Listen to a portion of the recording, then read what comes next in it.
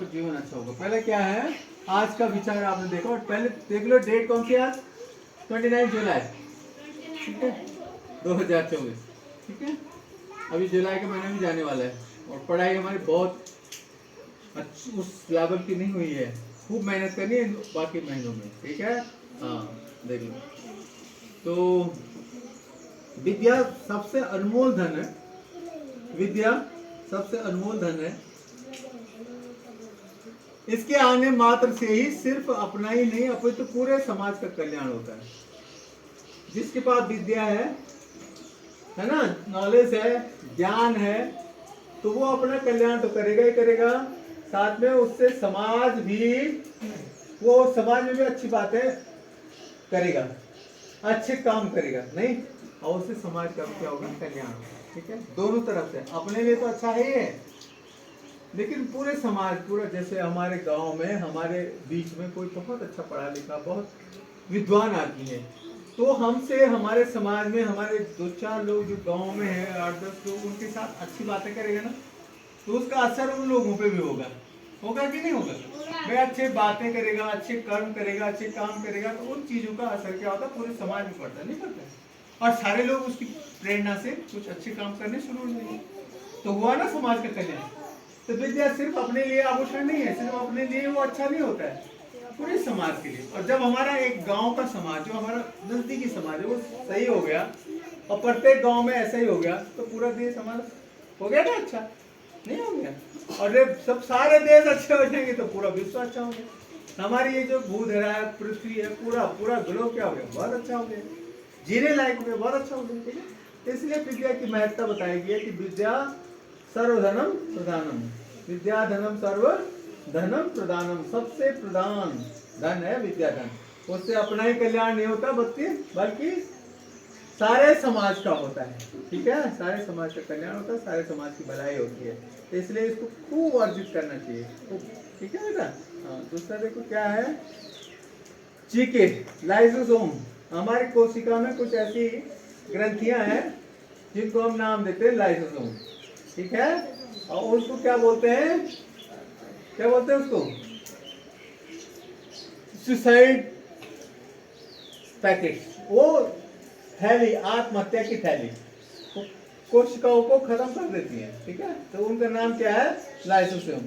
तो बड़ी क्लासेस में आप जाएंगे तो ये चीजें पढ़ेंगी, कोशिका के अंदर ही होती हैं। कोशिका क्या है, बहुत सूक्ष्म चीज है, और उसके अंदर और सूक्ष्म चीज है ये, इनको क्या कहते हैं, आत्महत्या की थैली। तो ये बड़ी क्लास में जब जाएंगे आप, 8वीं 9वीं 10वीं में, तो तब जाकर के ये चीजें आपको पढ़ने को मिलेंगी वहाँ पे, लाइसोसोम को आत्महत्या की थैली भी कहा जाता है, ठीक है। हाँ, सुसाइड। अच्छा, आज वर्ड देखो क्या है, बर्डन, एक वर्ड आया, क्या है यहाँ पे, बर्डन, बहुत बर्डन हो गया मेरे को, बोलते नहीं आप, बर्डन मैंने भार, और संस्कृत में क्या बोला इसको, बोझ, बोझ, बोझ है ना, तो संस्कृत में बोझ तो आप जानते ही, हमारे गढ़वाल में बोझ नहीं बोला, बोझ बोलते थे। हाँ, तो बोझ फैक्ट्री आए हो तो सब नहीं आया होगा, बोझ, ठीक है। तो बर्डन को क्या बोलेंगे हम, भार, वजन, बर्डन हो गया, बोला बहुत बर्डन, पढ़ाई का बहुत बर्डन हो गया, है ना। राबी की मम्मा भी कह रही थी बहुत बर्डन हो गया इसको पढ़ाई का आजकल, है ना। अरे बर्डन तो हो गया, 2 टीचर आ गए, थोड़ा सा ज्यादा पढ़ना पड़ेगा, तो आदत डालेंगे। एक मैं थोड़ी सी आपको एक इंस्पायरिंग चीज बताता हूँ, इसके इतर आपको एक इंस्पायरिंग चीज बताता हूँ, छोटी सी, सुन लो। सार्थक बर्डन पे बात आ गई तो मैं थोड़ा सा आपको बताता हूँ। Your attention please, 3rd 4th 5th class मेरी तरफ देखे, ध्यान से देखे जरा, आपका ध्यान भटक रहा है, ध्यान से देखे। भाई छोटी सी चीज बताता हूँ कि बर्डन पे कैसे, मतलब हम छोटी सी चीज, थोड़ा सा हमारे पास ज्यादा काम करने को आ जाए और हम बोलने लग जाते बर्डन, ऐसा कभी नहीं सोचना चाहिए। हम एक्सट्रीम तक काम कर सकते हैं अगर हमारे अंदर इच्छा शक्ति है तो। एक कोई, हाँ, कोई होती है एक मछली, और जापान में मिलती है ये, ठीक है, कोई एक मछली का नाम है जो जापान में मिलती है। अगर उसको आप एक छोटे से टब में रख दें, छोटे से एक कह दो बाउल में रख दें, बाउल मतलब हाँ, उसमें रख दें, तो उसका साइज उस बाउल के हिसाब से ही बढ़ता है, नॉट मोर देन दैट। जितना साइज का कटोरा होगा, कटोरी होगी, उतना ही उसका बढ़ेगा साइज। आप थोड़े बड़े टब में रखेंगे तो उसका साइज जो है उस टब के बराबर हो जाता है। मछली की खासियत देखो ना, कोई मछली की खासियत देखो, अगर आपने कटोरी में रखा तो कटोरी के हिसाब से वो वृद्धि हुई उसमें, उतना ही बड़ा हुआ। इतना इतना सा कटोर का व्यास कितना रहता होगा, लगभग इतना सा, और टब का लगभग जो बड़ा टब है तो इतना इतना व्यास रहता होगा उसका। एक मछली जो इतनी हो रही है कटोरे में, वही मछली इतनी हो रही है। अब इसको बड़े उसमें रख दो पौंड में, और पौंड की मीटर्स में लंबाई है नहीं है तालाब की, उसमें डाल दो तो उसकी लंबाई उस हिसाब से बढ़नी शुरू हो जाती है।